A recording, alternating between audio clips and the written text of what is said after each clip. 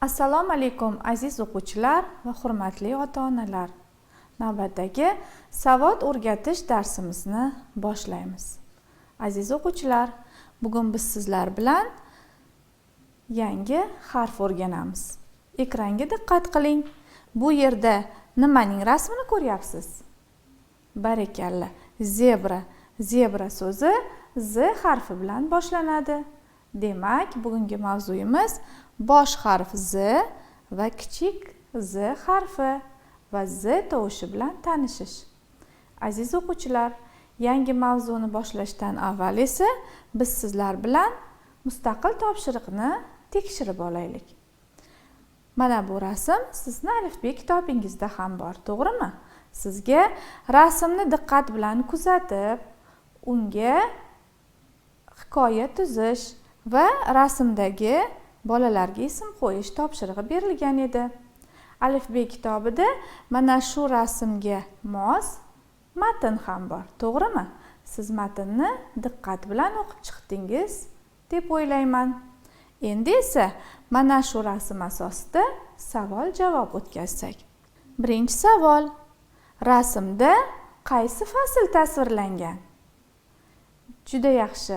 Rasmda qish fasli tasvirlangan. Aziz o'quvchilar, qish fasli ekanligini qayerdan bildingiz?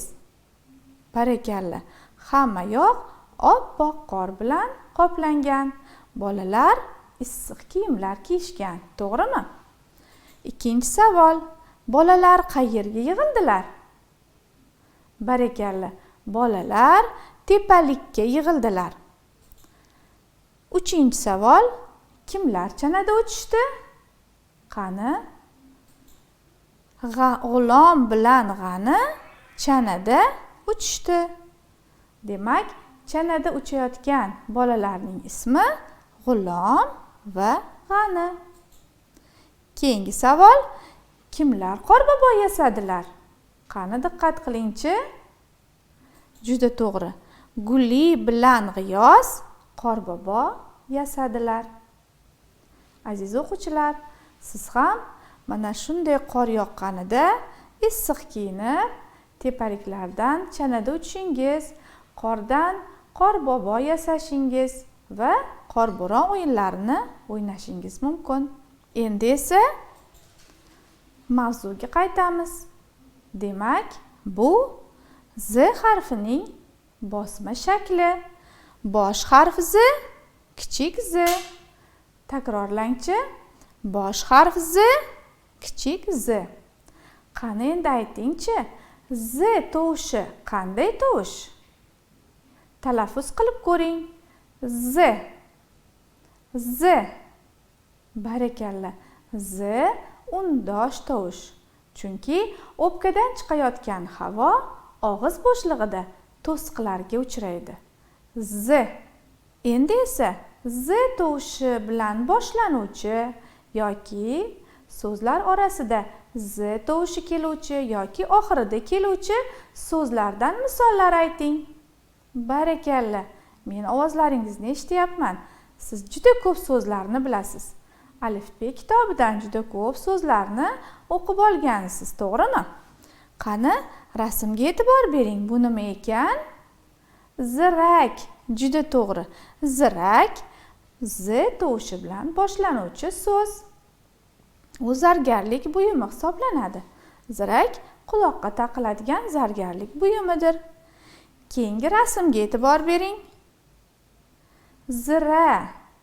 Barakalla. Zira so'zida ham Z tovushi so'zning boshida keladi. Keyingi rasmga. Bu nima ekan? Ko'zoynak. Juda to'g'ri. Ko'zoynak so'zida Z tovushi so'zning orasida keladi. Keyingi rasmda sabzavotning rasmi. Barakalla. Bu sabzi. Qani talaffuz qilib ko'ring. Sabzi. Z tovushi so'zning qaysi o'rnida kelgan? So'z orasida. Endi keyingi rasmga. Bu nima edi? Qanday meva? Uzum. Juda to'g'ri. Uzum. Uzum so'zida ham z tovushi so'zning orasida kelgan. Endi esa alifbe kitobingizni 58-sahifasini oching. Bu yerdagi so'zlarni o'qiymiz. Mana birinchi so'zga e'tibor bering. Qani o'qib ko'ringchi? Birinchi harf z, ikkinchi harf a, oxirgi harf r. So'z 3 ta harfdan iborat. Zar. Takrorlaymiz. Zar. Keyingi so'z zina. Zina. Zina so'zi 2 bo'g'inli so'z. Birinchi bo'g'inni o'qib bering qani. Zi, barakalla. Ikkinchi bo'g'in na. Zina. Aziz o'quvchilar, qani aytingchi, zina so'zidagi birinchi bo'g'in qanday bo'g'in? Ochiq bo'g'inmi, yopiq bo'g'inmi? Juda to'g'ri. Ochiq bo'g'in, chunki bo'g'in unli harf bilan tugayapti. Ikkinchisi-chi, na bo'g'ini ham ochiq bo'g'in, chunki a ham unli harf. So'zlar unli harf bilan tugasa ochiq bo'g'in deb ataladi, undosh bilan tugasa yopiq bo'g'in deb ataladi. Barakalla. Keyingi so'zni o'qiymiz. Zirak. Zirak. Zirak so'zi necha bo'g'inli so'z ekan? 2 bo'g'inli, juda to'g'ri. Keyingi so'z zohcha. Zohcha. Bu so'z ham 2 bo'g'inli so'z. Barcha so'zlarda z harfi so'zning boshida kelgan. Keyingi so'zlarni o'qiymiz. O'zbek. Yana bir bor o'qingchi. O'zbek. O'zbek so'zida z harfi so'zning orasida kelgan. Qani diqqat qilingchi. Z harfi birinchi bo'g'inda kelganmi, ikkinchi bo'g'indami? Barakalla, z harfi birinchi bo'g'inda kelgan. Keyingi so'zni o'zingiz o'qib ko'ring. Barakalla, go'zal. Go'zal. Go'zal so'zi ham 2 bo'g'inli so'z. Z harfi so'zning birinchi bo'g'inidami yoki ikkinchi bo'g'inidami? Juda to'g'ri. So'zning ikkinchi bo'g'inida birinchi harf bo'lib kelyapti. Keyingi so'z Zuhra. Zuhra. Oxirgi so'zimiz Aziz. Aziz. Qani, nima uchun bu so'zlar bosh harf bilan yozildi? Juda to'g'ri. Bu kishilarning ismi. Zuhra qiz bolalar ismi, Aziz esa o'g'il bolalar ismi. Zuhra so'zida z harfi so'zning boshida. Aziz so'zida-chi qani? Ziyrak o'quvchilar darrov aytishdi. Aziz so'zida 2 ta z harfi ishtirok etib, bittasi so'zning orasida, ikkinchisi esa so'zning oxirida keldi. Endi aziz so'zining bo'g'inlarga bo'linishiga e'tibor bering. A birinchi bo'g'in. Biz bilamizki, bo'g'inlar bitta harfdan ham tuzilishi mumkin. Ikkinchi bo'g'inda esa 3 ta harf. Zis. Demak, z harfi ikkinchi bo'g'inning boshida va oxirida kelgan. Aziz so'zi hosil bo'lgan. Endi aziz o'quvchilar, bugun biz alifbe kitobidagi o'z tilim she'ri bilan tanishamiz. Qani, bu qanday she'r ekan? Undan avval esa o'zbek tili haqida ma'lumot olamiz. Har bir xalqning o'z tili, urf-odatlari bo'ladi. Ona vatanimiz O'zbekistonning ona tili o'zbek tilidir. 1989-yil 21-oktyabr kuni o'zbek tiliga davlat maqomi berilgan. Bu O'zbekiston Respublikasi Konstitutsiyasida ham qonun bilan tasdiqlangan. Shuning uchun 21-oktyabrni biz har doim o'zbek tili bayrami sifatida nishonlaymiz. Demak, bugungi she'rimiz o'z tilimiz, o'zbek tilimiz haqida ekan. Men she'rni o'qiyman, siz esa tinglang. O'z tilim. Qonga kirgan sut bilan. O'zbek tilim, o'z tilim. Ardoqlayman yurt bilan. O'zbek tilim, o'z tilim. Burro so'zlayman. Kelajakni ko'zlayman. Istiqbolim, iqbolim. O'zbek tilim, o'z tilim. She'r sizga yoqdimi? Juda yaxshi. Juda mazmunli va chiroyli she'r ekan, to'g'rimi? She'r nima haqida ekan? She'r o'zbek tilimiz haqida ekan. Mana bu qatorlarga e'tibor bering. Istiqbolim, iqbolim so'zlariga. Demak, o'z tilini hurmat qilgan, o'zining tilini puxta o'rgangan insonning iqboli buyuk bo'ladi. Albatta, kelajakni ko'zlaydi va kelajakda yaxshi natijalarga erishadi, demoqchi shoir bu she'ri orqali.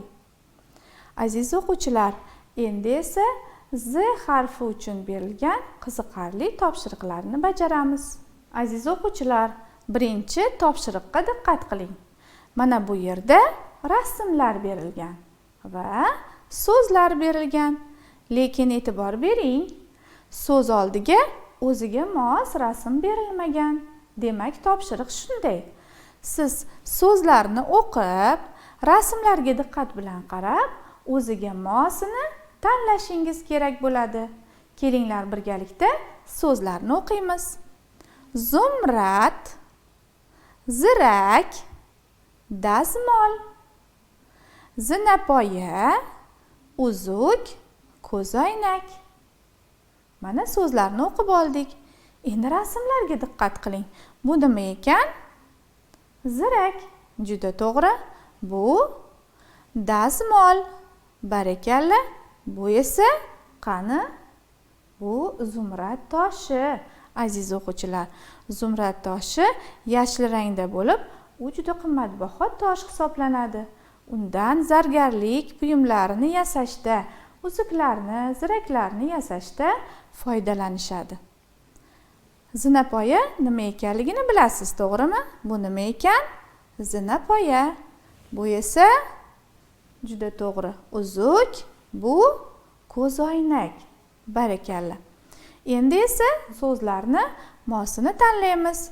Demak, zumrad so'ziga qimmatbaho toshni, zirakkachi juda to'g'ri birinchi rasmni, dazmolni nima ekanligini bilasiz. Demak, uy ro'zg'orda ishlatiladigan elektr jihozi hisoblanadi. Endi zinapoya. Qani, zinapoya rasmini topingchi. Albatta siz topdingiz. Keyingisi uzukni. Oxirida esa ko'zoynakni. Tekshirib ko'ramiz. Barakalla. Mana aziz o'quvchilar, barcha so'zlarni rasmlarga mos ravishda tanlab oldik. Endi esa keyingi topshiriqqa diqqat qiling. Bizga endi aziz o'quvchilar, bo'g'inlar berilgan. Bo'g'inlar aralash tarzda berilgan. Mana shu bo'g'inlarni to'g'ri joylashtirib, so'zlar hosil qilishimiz kerak. Birinchi bo'g'inni o'qib ko'ringchi. G'ich. Keyingisi chiz. Qani? Barakalla. Siz to'g'ri topdingiz. Chiz, g'ich. Qanday so'z hosil bo'ldi? Chizg'ich. Tekshirib ko'ramiz. Mana nimaning rasmi? Chizg'ichning. Bu o'quv quroli, to'g'rimi? Keyingisi choq, qo'zi. Nechta bo'g'in berilgan? 3 ta. Demak, so'z 3 bo'g'inli. Bo'g'inlarni to'g'ri joylashtirishimiz kerak. Men sizlarga yordam beraman. Birinchi bo'g'in qo. Barakalla. Ikkinchi bo'g'in zi. Oxirgisi esa choq. Qani so'zni o'qib ko'ring. Qo'zichoq. Tekshirib ko'ramiz. Mana qo'zichoqning rasmi. Qo'zichoq deb qo'yning bolasiga aytiladi. Keyingi bo'g'inlarga e'tibor bering. Yis, ma. Qani, birinchi bo'g'in. Ma. Ikkinchi bo'g'in. Yis. Mayiz so'zi hosil bo'ldi. Bu quruq meva hisoblanadi. U nimadan tayyorlanadi? Juda to'g'ri, uzumdan tayyorlanadi. U qonni ko'paytiruvchi mevadir. Keyingisi yoz, pi. Albatta, bo'g'inlarni joyini o'zgartirsak, bizda piyoz so'zi hosil bo'ldi. Yana bir bor o'qing. Piyoz. Bu nima ekan? Piyoz. Piyoz ham vitaminlarga boy sabzavot hisoblanadi. Keyingisi lat, muz, gich. Qani?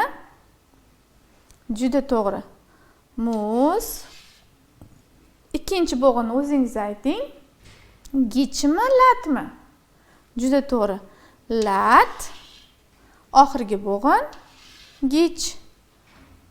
So'zni o'qib ko'ring. Muzlatgich. 3 ta bo'g'indan bo'g'inlarni to'g'ri joylashtirib, muzlatgich so'zini hosil qildik. Muzlatgich bu juda to'g'ri mahsulotlarni sovuq holda saqlab beruvchi elektr jihozi hisoblanadi. Har bir xonadonda bor. Mana muzlatgich.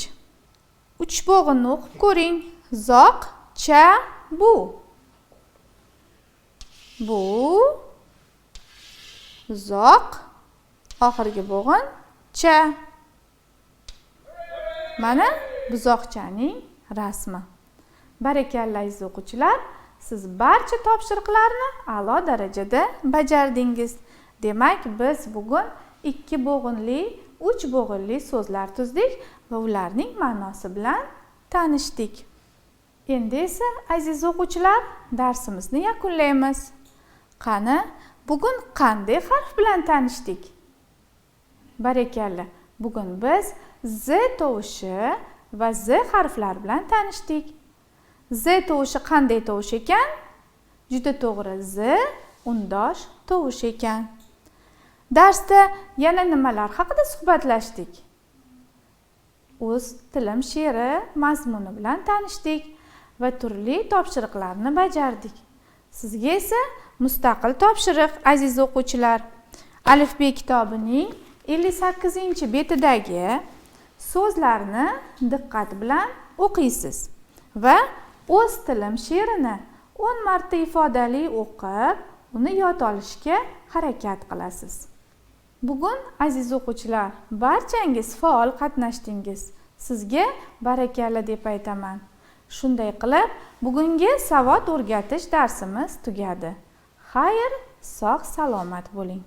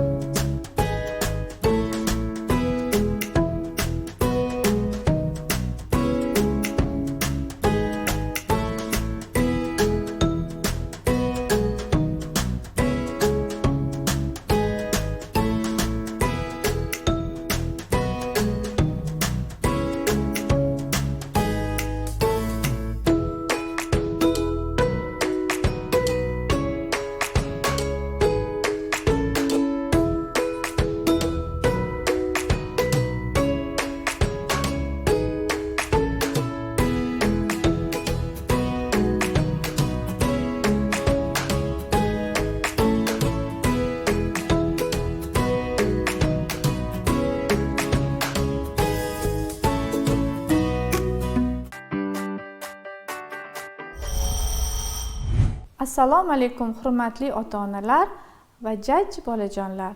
Navbatdagi yozuv darsimizni boshlaymiz. Aziz o'quvchilar, yozuv daftari, ruchkalaringiz tayyormi? Barakalla. Chiroyli yozsang xat, chunki bu ham zo'r san'at. Aziz o'quvchilar, bugun biz sizlar bilan kichik Z harfini yozishni o'rganamiz. Savod o'rgatish darsida Z harfi va tovushi bilan tanishdik. Qani, qoidani takrorlab olingchi. Z qanday tovush edi? Juda to'g'ri. Z undosh tovush. O'pkadan chiqayotgan havo og'iz bo'shlig'ida to'siqlarga uchrasa, bunday tovushlar undosh tovushlar deyiladi. Z. Barakalla. Z harfini yozishni o'rganishdan avval mustaqil topshiriq bajarsak. Yozuv daftariga ruchka bilan yozishga tayyorgarlik ko'ring. O'tirganda gavdangizni to'g'ri tutib, oyoqlaringizni birlashtiring. Ruchkani esa 3 barmoq orasida to'g'ri ushlashni unutmang. Mustaqil topshiriqni o'qiyman. So'zlar ichidan faqat bir bo'g'inli so'zlarni ko'chirib yozing. Hozir bir nechta so'zlarni o'qiymiz. Mana shu so'zlar orasidan siz faqat bir bo'g'inlilarini daftarga ko'chirib yozishingiz kerak bo'ladi. Qani, so'zlarni birgalikda o'qiymiz. Bino, tom, choy, arra, qush, ertak, tong, lagan, rom. Bu barcha so'zlar sizga tanish, to'g'rimi? Qiynalmay o'qidingiz. Endi e'tibor bering. Qani, so'zning necha bo'g'inli ekanligini qanday aniqlaymiz? Juda to'g'ri. So'zda nechta unli harf bo'lsa, so'z shuncha bo'g'inli bo'ladi. Bino so'ziga e'tibor bering. Bino so'zida nechta unli harf bor? Juda to'g'ri, 2 ta. I, O. Bino so'zini bo'g'inlarga bo'lib ayting. Bino. Demak, bu so'z 2 bo'g'inli so'z. Tom so'zidachi? Bitta unli, juda to'g'ri. O unlisi. Demak, so'z 1 bo'g'inli. Tom. Mana 2 ta so'zni tahlil qilib oldik. Endi siz mustaqil ravishda bir bo'g'inli so'zlarni topib daftarga ko'chiring, marhamat.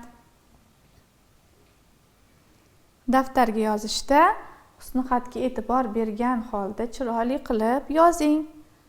So'zlar orasida virgul qo'yishni unutmang. Oxirgi so'zdan keyin esa nuqta qo'yasiz albatta. Zuko o'quvchilar vazifani tez-tez bajarishyapti. Birinchi so'zni albatta qanday harf bilan? Bosh harf bilan yozamiz. Sizga yana bir yordam beraman. Mana shu so'zlar orasida bir bo'g'inli so'zlar 5 ta. Bajarib bo'ldingizmi? Endi tekshiramiz. Tom, choy, qush, tong, rom. Mana bir bo'g'inli so'zlar. O'ylaymanki, barcha o'quvchilar bu vazifani a'lo darajada bajarishdi. Barakalla. Endi esa bugungi mavzuga qaytamiz. Biz bugun Z harfi bilan boshlanadigan so'zlar ma'nosi bilan tanishamiz. Zirak. Bu nimaning rasmi ekan? Zirakning. Zirak so'zi Z harfi bilan boshlanadi. Zirak quloqqa taqiladigan bezak buyumi hisoblanadi.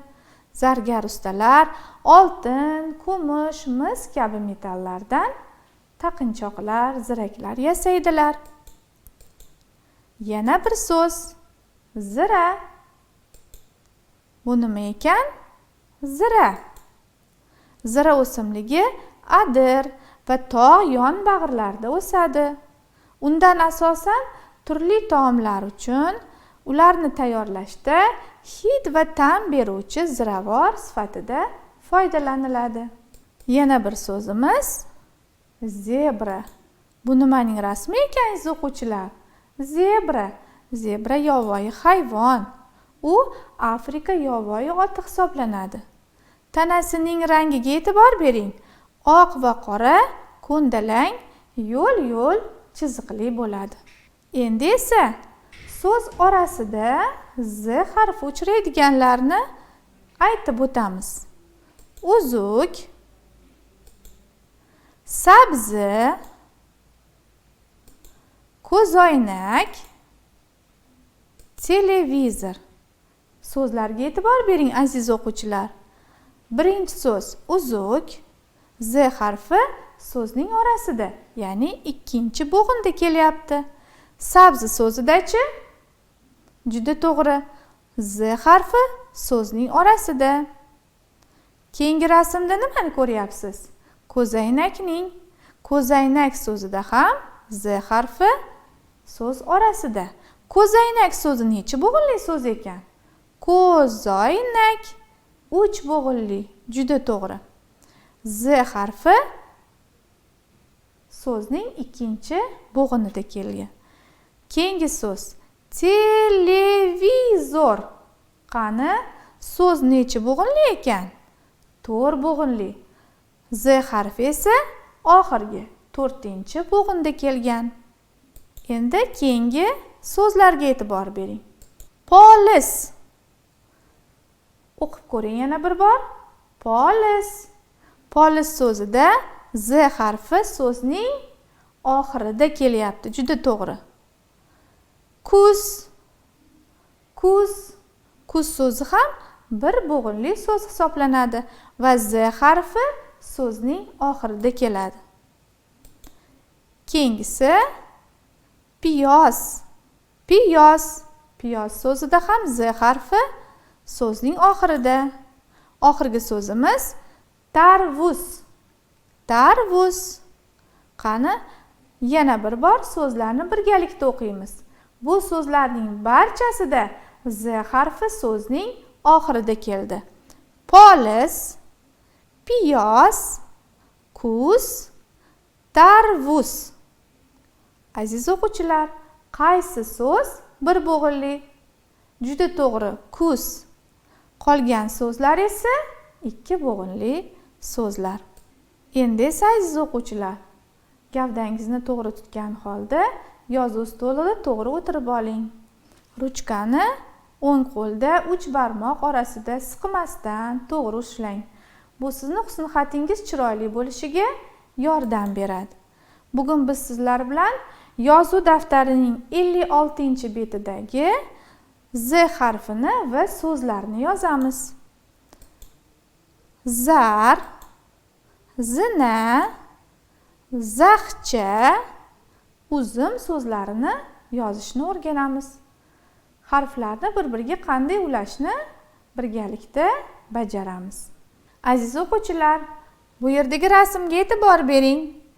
Bu zebraning rasmi. Zebra so'zida z harfi so'zning boshida keladi. Z harfining bosma shakli bosh harfi z va kichik z. Bu yerda esa yozma shakli bosh harf z, kichik z. Doirachalarga e'tibor bering. Nechta doiracha bor? 5 ta. Demak, zebra so'zida 5 ta harf. Ko'k doirachalar undoshlarni, qizil doirachalar esa unlilarni bildiradi. Bu yerda ham z harfining yozma shakli berilgan. Ya'ni kichik z 2 chiziq orasida yozilishi kerak.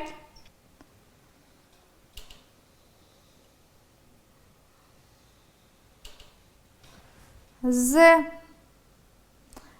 harfini yozishda chiziqni biroz pastki qismidan yuqori chiziqqa kichik tayoqcha, keyin esa ilmoqcha yozamiz. Keyin qiya chiziq bilan chiziqning pastki qismiga kelib,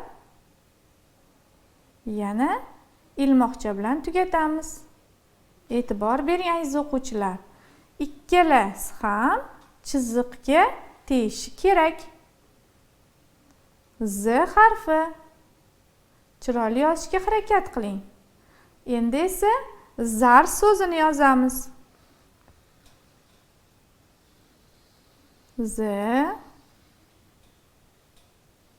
Z harfiga keyingi harfni ulashda uni ilmoqchasini yuqori qismiga chiqazib, A ga ulashda orqaga qaytarib A harfini yozamiz. R.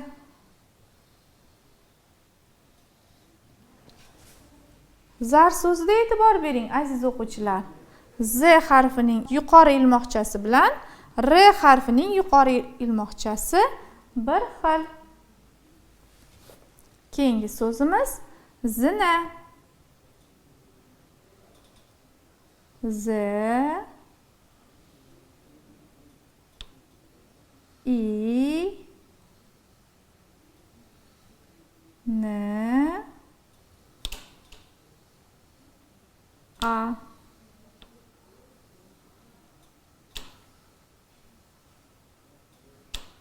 Zina.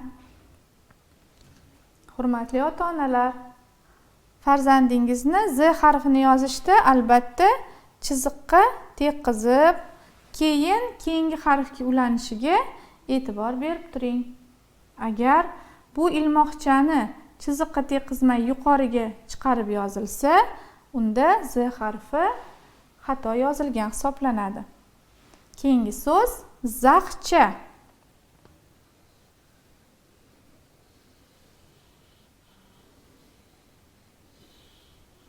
A harfidan so'ng G harfi.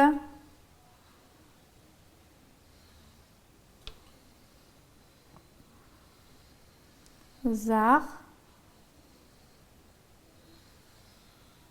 cha.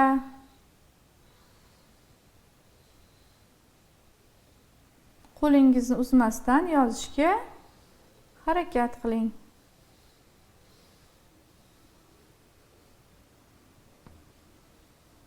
G harfining ilmoqchasini yozib qo'yamiz.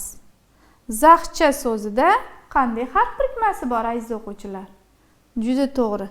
Ch harf birikmasi bor.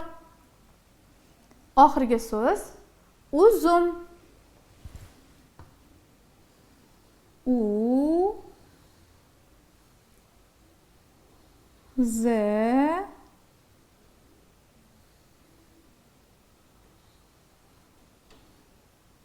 E'tibor bering. Bu so'zlarda Z harfi so'zning boshida keldi. Uzum so'zida Z harfi so'zning orasida kelyapti. U harfiga ulashda yuqoriga chiqib, keyin Z'ning ilmoqchasini yozdim. U M.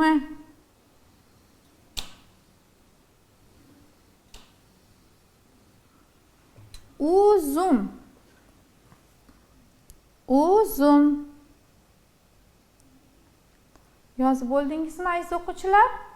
Barakalla. Endi ko'k va qizil qalamlaringizni oling. Mana shu so'zlarda yana bir topshiriqni bajaramiz. Har bitta so'zdagi unli harflar tagiga qizil qalamda, undosh harflar tagiga ko'k qalamda chizamiz. Nima uchun? Chunki alifbe kitobida unli harflar qizil rangda, undosh harflar esa ko'k rangda berilgan. Men qizil va ko'k menlardan foydalanaman. Siz esa rangli qalamlaringizdan foydalaning. Zar so'zi. Qani? Zar so'zida qanday unli harf bor? Juda to'g'ri. A unlisi bor. Tagiga qizil qalamda chizamiz. Zina so'zidachi? Unlilar I, A. Barakalla. Zaxcha so'zida unli harflar A, ikkita A unlisi. Uzum so'zida juda to'g'ri. Ikkita bir xil U unlisi bor. Endi esa undosh harflar tagiga chizamiz. Chizganingizda to'g'ri va chiroyli chizishga harakat qiling. Zar so'zida Z. Barakalla. Undosh harf. R undosh. Demak, zar so'zida ikkita undosh, bitta unli harf bor. Zina so'zida nechta harf bor? 4 ta, juda to'g'ri. Ikkitasi unli, ikkitasi undosh. Z, N. Keyingi so'zga e'tibor bering. Zaxcha. Zaxcha. Ikkita unli tagiga chizdik. Endi undoshlar Z, G, Ch. Uzum so'zida undosh harf Z, M. Barakalla. Demak, uzum so'zida ham 4 ta harf bo'lib, ikkitasi unli, ikkitasi undosh ekan. Chizib bo'ldingizmi? Barakalla aziz o'quvchilar. Endi sizlarga mustaqil topshiriq. Yozuv daftaridagi Z harfini va so'zlarni husnixat asosida chiroyli qilib yozib qo'yasiz. Aziz o'quvchilar, bugun biz sizlar bilan qanday harfni yozishni o'rgandik? Barakalla. Z, kichik Z harfini yozishni o'rgandik. O'ylaymanki, barchangiz Z harfini va so'zlarni chiroyli qilib yozdingiz. Chunki chiroyli yozish ham bir san'at deb atadik. Shunday qilib, bugungi yozuv darsimiz nihoyasiga yetdi. Keyingi darslarda ko'rishguncha, xayr, sog' salomat bo'ling.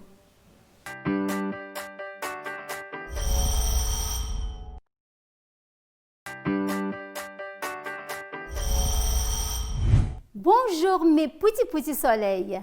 Je suis votre professeur de français. Assalomu alaykum, meni jajji quyoshchilarim. Men sizlarni fransuz tili fani ustozingiz Mashhura Turg'unova.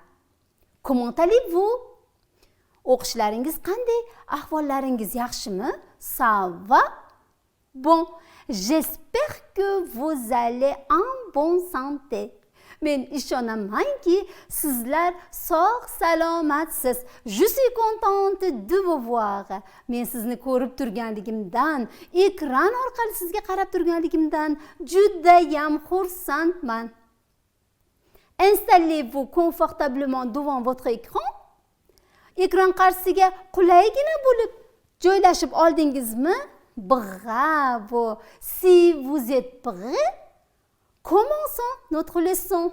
Et voilà aujourd'hui le cours de français pour la première année. Mana aziz bolajonlar, bugun sizlar uchun birinchi sinf fransuz tili darsini boshlaymiz. Est-ce que vous avez préparé votre devoir à la maison? Siz uyga vazifani tayyorlab keldingizmi?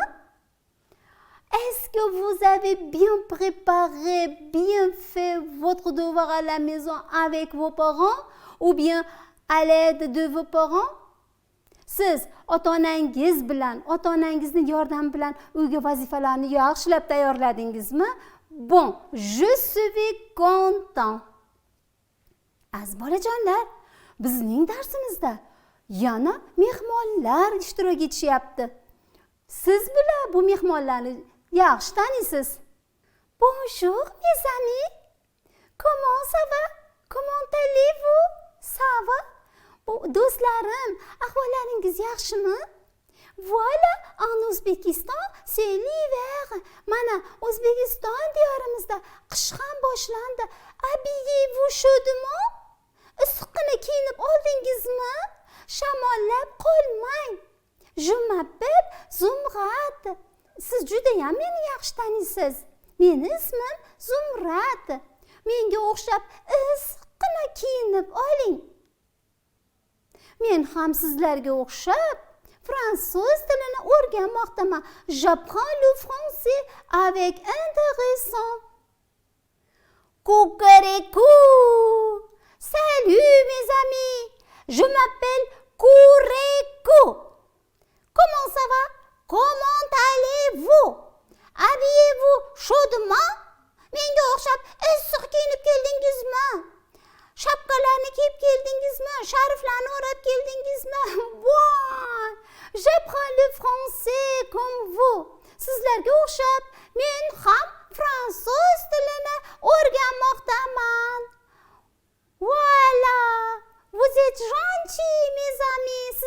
judayam zo'rsiz. Kukariku. Mes petits soleils, si vous êtes prêts, commençons notre leçon. On y va. Tout d'abord, on va vérifier votre devoir à la maison. D'accord? Bon, commençons. À la leçon passée, nous avons appris avec vous unité 6, leçon 1, 2. Thème, j'aime, je n'aime pas et j'ai, tu as. O'tgan darsimizda men yoqtiraman yoki men yoqtirmayman. Yana menda bor, senda bor mavzularini o'rganganmiz. Mes petits soleils, voilà notre devise. Répétition, c'est la mère de connaissances. Takrorlash bilimning onasidir. Har doim shu shiorga amal qiling. Mes élèves, pendant la leçon, regardez, écoutez, répétez, répondez et chantez avec moi.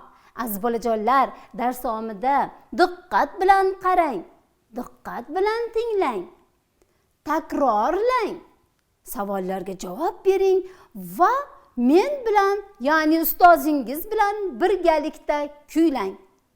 Et voilà, à la leçon passée, nous avons appris avec vous j'aime. Men yoqtiraman. Qani bolajonlar? Esingizga tushdimi? Takrorlaymiz. Répétons. J'aime la voiture. Men mashinani yoqtiraman. J'aime la balle. Men koptok yoqtiraman. J'aime la poupée. Men qo'g'irchoqni yoqtiraman. J'aime la fleur. Men gulni yaxshi ko'raman, ya'ni yoqtiraman. J'aime le tracteur. Men traktorni yaxshi ko'raman. J'aime le vélo. Men velosipedni yoqtiraman yoki yaxshi ko'raman.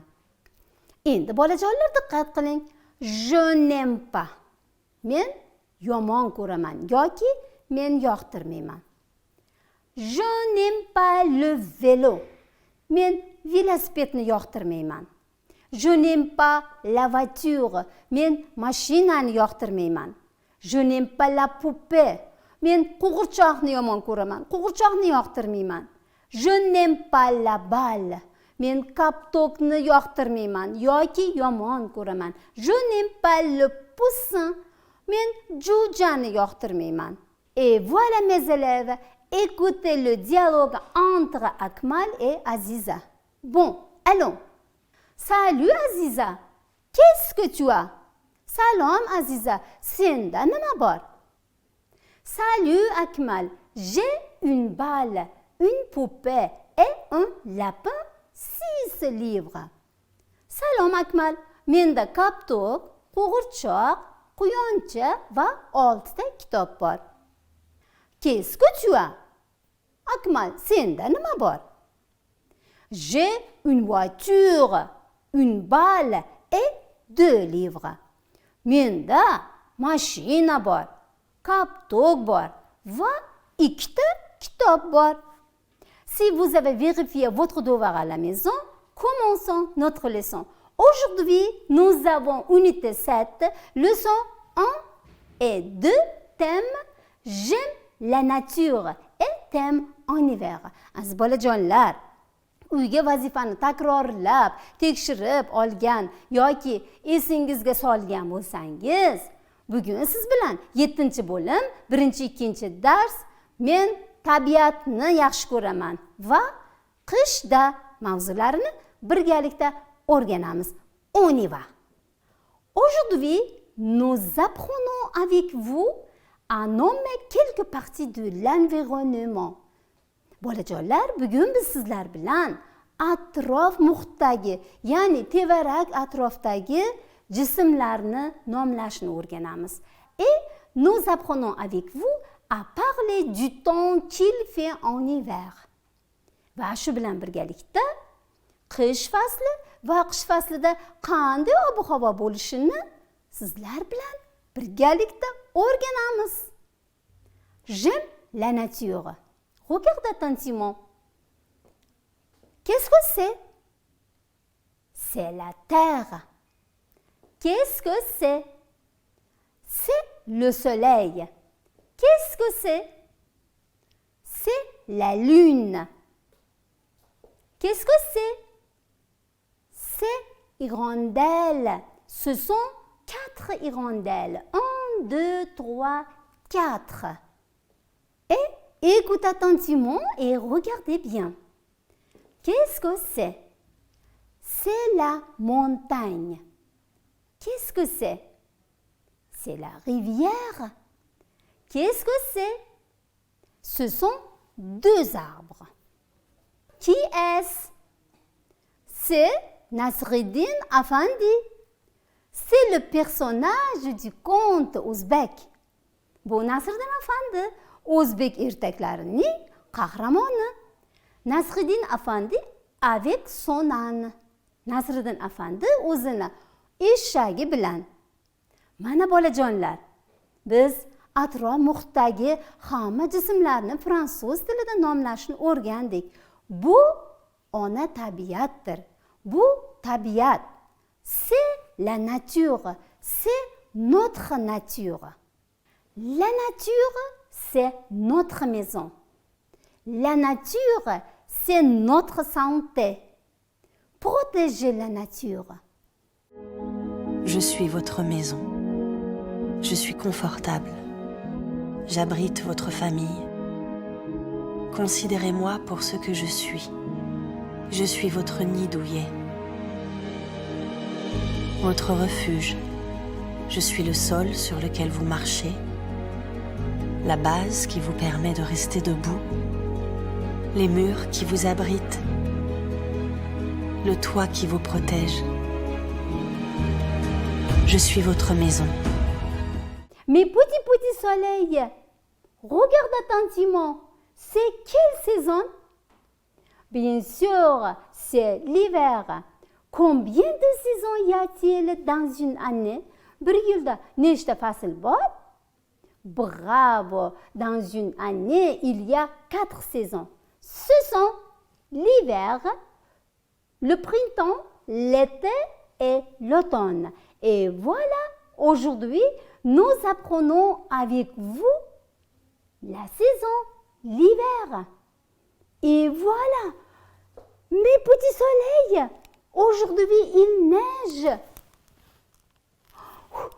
Il fait froid. Il neige, la neige tombe, la terre. Il neige, il fait froid, il pleut. Bolajonlar, bugun havo judayam sovuq, chunki qish fasli boshlandi. L'hiver commence en Ouzbékistan. Mes petits soleils, aimez-vous chanter avec moi? Az bolajonlar, men bilan qish mavzusida qo'shiq aytishni xohlaysizmi? Bon, on y va. Si vous êtes prêts, chantons ensemble. La neige court la terre, la neige court les toits, la neige court les arbres, il fait froid. La neige court la terre, la neige court les toits, la neige court les arbres, il fait froid. En hiver, il fait froid. En hiver, il fait mauvais temps. Oh, en hiver, il fait froid. En hiver, il fait mauvais temps. La neige couvre la terre, la neige couvre les toits, la neige couvre les arbres, il fait froid. La neige couvre la terre, la neige couvre les toits, la neige couvre les arbres, il fait froid. Oh! Cette belle chanson, n'est-ce pas? Bu judayam chiroyli qo'shiq, to'g'rimi? Bon, mes petits soleils, meni jajji o'quvchilarim. Regarde attentivement, c'est l'hiver. En hiver, il neige. Qishda qor yog'adi. Voilà la neige. La neige couvre les arbres. Qor daraxtlarni shoxini qopladi. La neige couvre la terre. Qor yerni qopladi. La neige couvre les toits des maisons. Qor uylarni tomlarini qoplaydi. Et voilà, c'est la montagne. Bu tog'. À la montagne, il y a beaucoup de neige. Tog'da judayam ko'p qor bo'ladi. Et regarde attentivement, les enfants jouent dans le cours.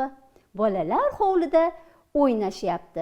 Les enfants font du patin. Bolajonlar konkida uchishyapti. Et les enfants font un bonhomme de neige. Bolajonlar qordan qorbola yasashyapti. Siz ham qorni yaxshi ko'rasizmi? Qor yoqqanda qordan qorbola yasaysizmi? Judayam yaxshi.